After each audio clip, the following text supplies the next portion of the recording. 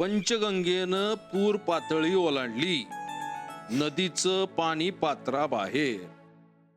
वा, पावसाने चांगला जोर धरलाय. धरणारच. तुम्ही शेतात पूजेच्या वेळी वरुण राजाची प्रार्थना केली होतीत ना, मग पाऊस चांगला पडणारच. वा, आम्ही काही एवढे मोठे नाहीये. मोठ्या छोट्याचा प्रश्न नाहीये आबा. आपण मनापासून काही चांगलं मागितलं ना की मिळतच. आता मनापासून वाटते चहा मिळावा. मी आणू का? नाही नाही, राहू दे. तुम्ही बातम्या ऐका. हा, तर पंचगंगेचं पाणी पात्राच्या बाहेर, ज्योतिबा आणि पन्हाळा रस्त्यावर पण पाणी. अरे बाप. प्रशासनाचा सावधानतेचा इशारा. मामांजी हा, चा. जे मागितलं की ते मिळतंय. कशाचं मामांजी? नाही, तुम्हाला नाही कळायचं ते. द्या चहा द्या.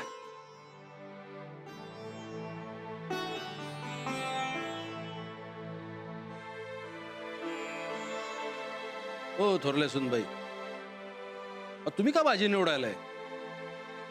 अहो, घराची समधी जबाबदारी यांनी घेतली होती ना.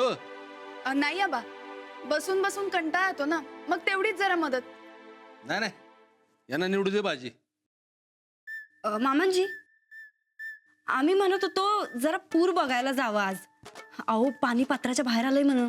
ते पुराचं नंतर बघा, आधी भाजी निवडायला घ्या.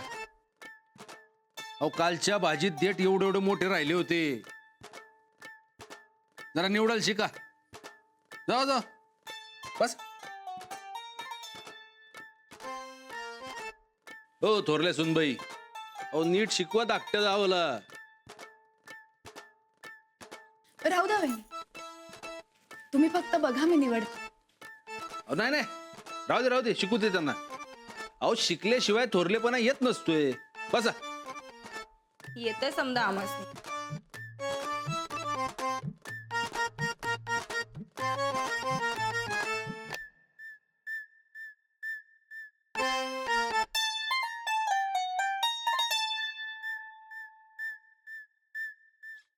तुम्ही पंचगंगेचा पूर बघितला नाही? नाही. आपण जाऊ एकदा. लाल पिवळं पाणी, हिरवगार शेत, वरून पाऊस, लय मस्त वाटते. बघू जाऊन एकदा. हो. म्हणूनच आम्ही जातो असं म्हणलं. भाजी निवडा. नमस्कार.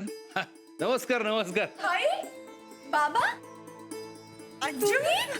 या या या. कसे आहात तुम्ही? या ना. अगं किती फोन केले, उचलत का नाहीस ग?